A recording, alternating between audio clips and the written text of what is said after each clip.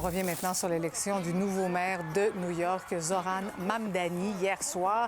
Lila, il faut dire que le président Trump en a fait sa bête noire. Il avait même promis de lui mettre des bâtons dans les roues. Alors, c'est une rivalité qui pourrait coûter cher à New York. Mais ça pourrait coûter, Marie-Christine, une sacrée coupure de budget, en fait, pour New York. Ça, c'était une menace de Donald Trump qu'il avait fait sur Truth Social.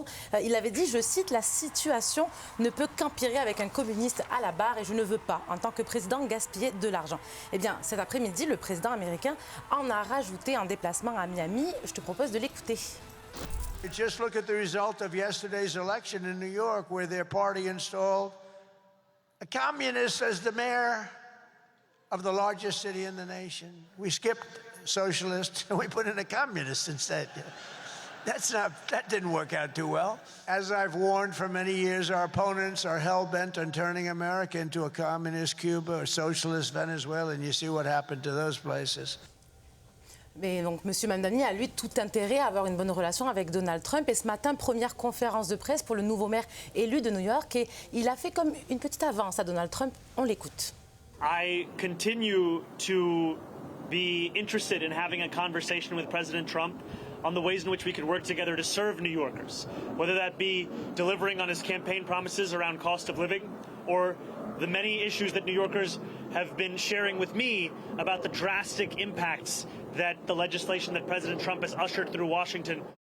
Bon, Lila, il faut aussi parler de la paralysie budgétaire du gouvernement américain qui a atteint officiellement 36 jours aujourd'hui même. Alors, les républicains et les démocrates ne s'entendent toujours pas sur l'adoption du budget et les conséquences, il faut dire, sont importantes. Là. Donc, paralysie qui a commencé le 1er octobre et comme tu le disais, 36 jours, c'est la plus longue de l'histoire américaine. Et donc, concrètement, les démocrates et les républicains ne s'entendent pas sur l'adoption du budget. Ça bloque au Sénat et, conséquence, un gel d'une partie de l'administration fédérale, des milliers de fonctionnaires qui n'ont pas reçu leur salaire. On en discute avec un expert. Il y a tout le débat sur les bons alimentaires aussi, les fameux food stamps. Ce sont des subventions fédérales qui sont offertes aux gens les plus démunis en sol américain, les enfants vivant sous le seuil de la pauvreté, les personnes avec un handicap.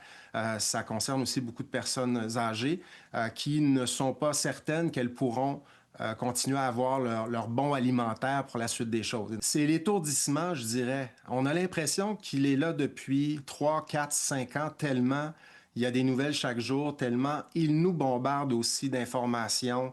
On le voit, il y a des gens qui commencent à réaliser, qui commencent à se rendre compte que Trump ne sera pas capable de faire tout ce qu'il avait promis en 2024, puis sa popularité a fortement diminué.